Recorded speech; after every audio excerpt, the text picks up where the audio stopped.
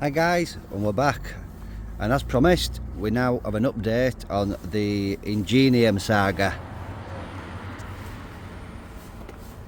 Now, if you haven't watched the previous videos on this car, it is the XE and it's a top of the range diesel version, 25D all-wheel drive model. Now these are the top of the range diesel. They don't do the V6 diesel in these, they just do the INGENIUM. Ignore the scratch there, that's another ongoing issue with the company we bought the car from. But I'm going to jump inside now and I'm going to tell you the story of this XE. So I'll just start by saying, guys, what a lovely car these are. Oh, they truly are a nice thing. They're not my favourite. I prefer the XF simply because I prefer a slightly bigger car. But yeah, there's absolutely nothing at all wrong with these XEs. Absolutely nothing at all, apart from the engines. So welcome back to the channel. I hope you're all doing well. So those who are new to the channel probably don't know about this car. So we bought this Jaguar XE and we bought it as a it came in as a non-runner, should we say. And at the time we didn't know what was wrong with it at all, obviously, other than it had the INGENIUM engine. Now we spent probably a day going through the engine and it was very oily. I say we've done videos on this in the past. All the turbos were oily. When I looked down, the turbos looked like they were smashed to bits. We dropped the sump off and the oil was like nothing I've ever seen in a car. You've probably seen other videos of people stripping these INGENIUMs down, and also the V6s can suffer from this oil thickening issue on the later ones, the V6 diesels, that is. Basically, it's mainly due to two things: service intervals way too long, and the DPF is insufficient, doesn't work right on them. Now what's happening is the service intervals, I think, on these diesels are around 20,000 miles. It's too much. Now this one, when I bought it, it's got full Jag service history, and it had actually been into Jag only 6 months ago and had 2,400 spent on it. Now I assumed at the time, I thought, well, it will have had a service, because I think, or an oil change should I say, because it had done something like 18,000 miles since the last one.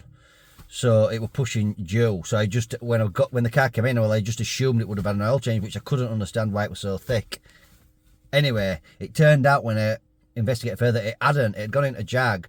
The customer had spent nearly 2.5 grand pushing, and they hadn't even done an oil change on it, simply because it would probably want due for another 3,000 mile. And what happens with these INGENIUMs is the back pressure, the turbo's not letting enough gas through, and back pressure is getting into, it's sort of staying in the combustion chamber, and somehow it's getting past the rings into the oil. I assume that's how it's getting into the oil. It's the only way I can imagine that it's happening.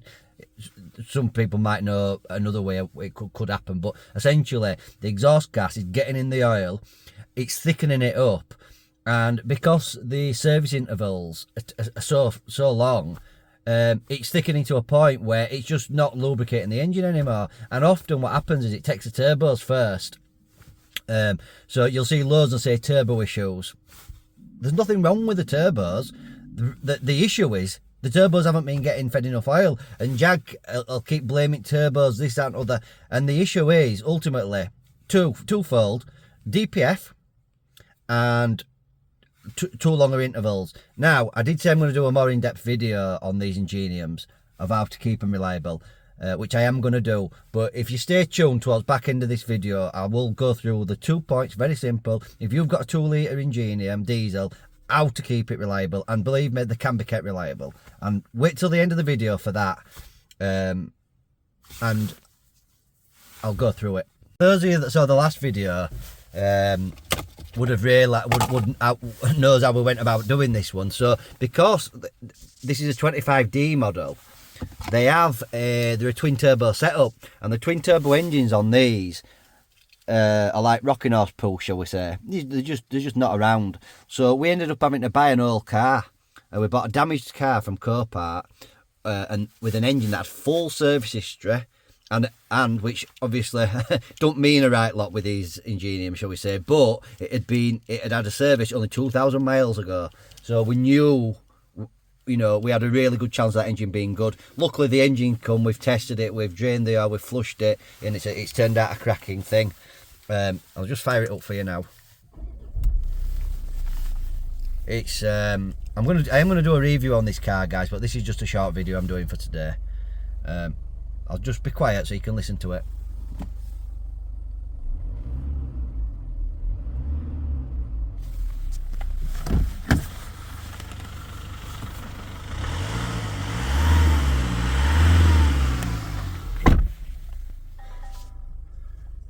It's my seatbelt. Don't worry, car, we're not going anywhere. As you can hear, beautiful, sounds perfect.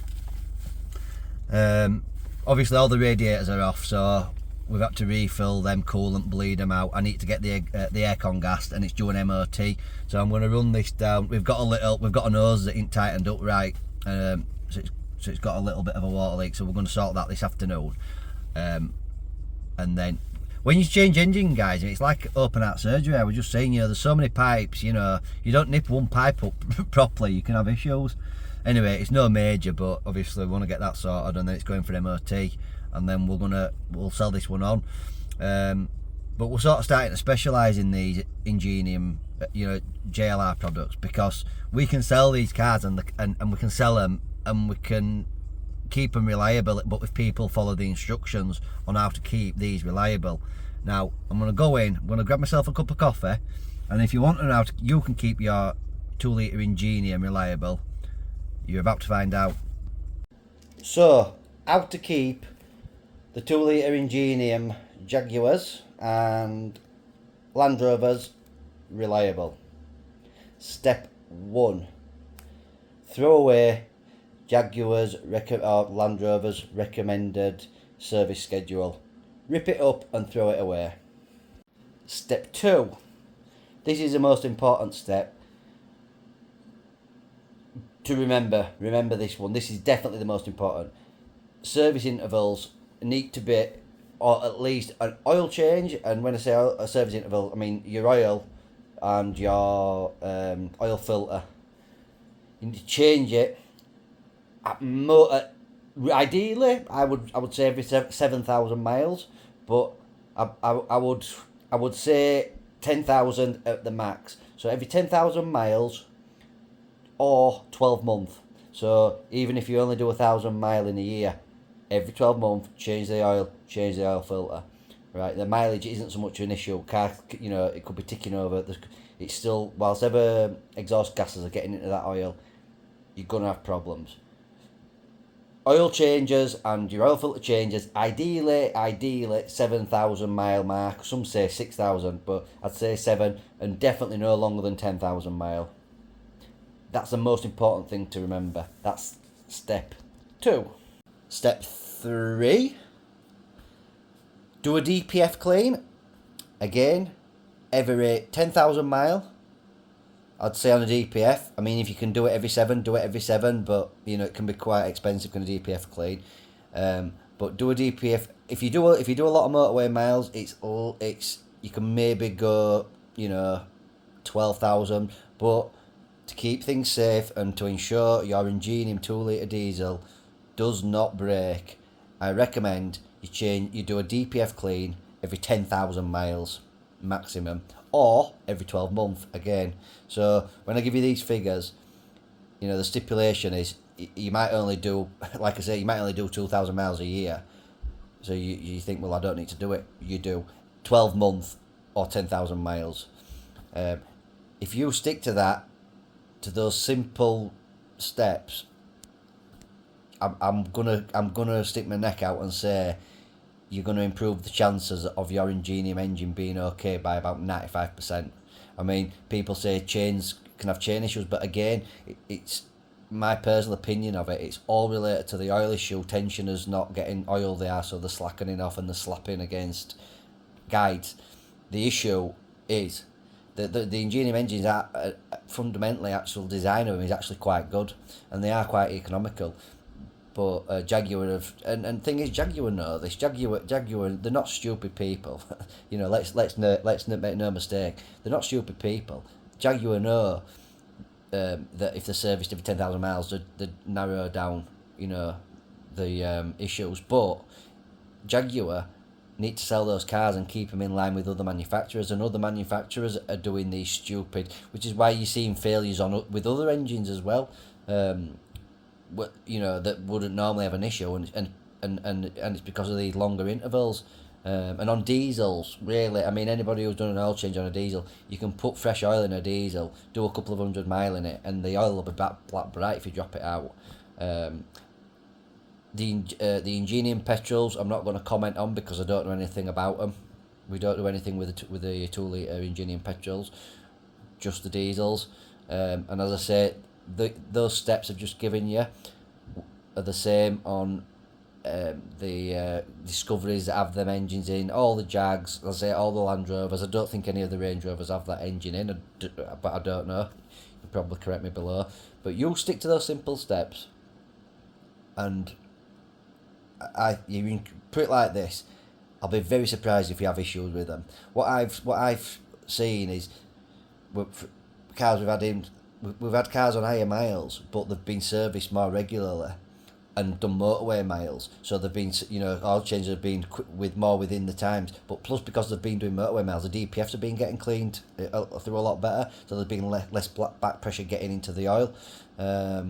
So yeah, it is a mixture of the oil and the DPF, but the most important thing to remember, even if you didn't do the DPF every year, which I recommend you do, but if you didn't do that, at very least make sure you're changing your oil every 7 to 10,000 miles. I'm gonna do a more professional video on this, guys, but I just want to get the word out there. So if any of you guys that have one now, you know, can take heed immediately, because they can have full, as I say, I've seen them with like Jag service history, full Jag service history, and go even on less miles. You know, we're only on 78,000 miles when it went, but you see them going 40,000 miles, and Jaguar blame the turbos. Turbos don't blow on 40,000 miles. You know, it's all because they're not getting enough oil. Anyway, guys, my dinner's ready. I'm getting out of here. I'll catch you on the next one.